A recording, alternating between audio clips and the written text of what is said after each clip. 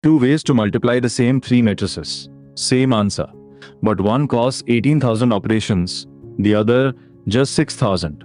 The order you multiply in changes everything. Let's find the cheapest order.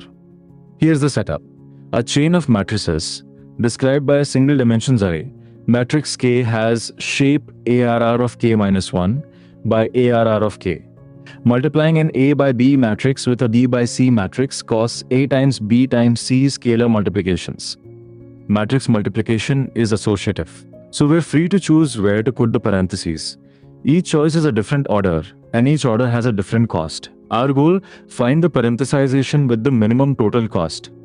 So here is the brand new idea of this module. The state is an interval.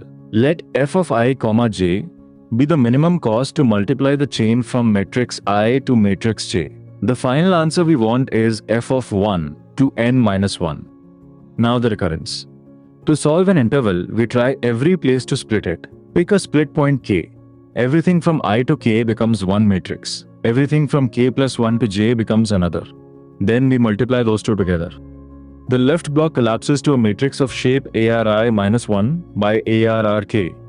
The right block becomes ARRK by ARRJ. Joining them costs ARRI minus 1 times ARRK times ARRJ. So f of ij is the minimum over all splits K of the left cost plus the right cost plus the cost of joining. And the base case is simple. A single matrix where I equals j means no multiplication at all. Its cost is 0. Translate that directly into recursion with memoization. If I equals j, return 0. If we've already computed this interval, return the stored value. Otherwise, sweep k across every split, take the minimum, and cache it. Clean and correct. We can also go bottom up. Notice f of ij only depends on shorter intervals. So we fill the shorter ones first. Loop I downward, j upward. That ordering guarantees every sub-interval we read is already done. Picture the table as an upper triangle. We fill it along diagonals of growing interval length. For each cell, we sweep the split point k, reading one value from its row and one from its column, and combine them. Watch the triangle fill, diagonal by diagonal, until the top right corner holds our answer. The complexity?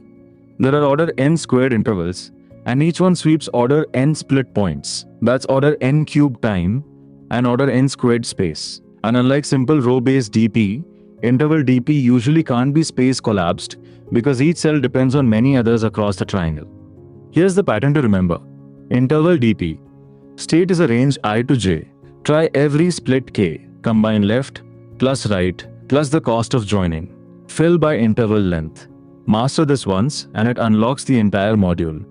Next up, the same split idea, but on a stick we're cutting, with a twist about which cut to consider first. Minimum cost to cut a stick. See you there.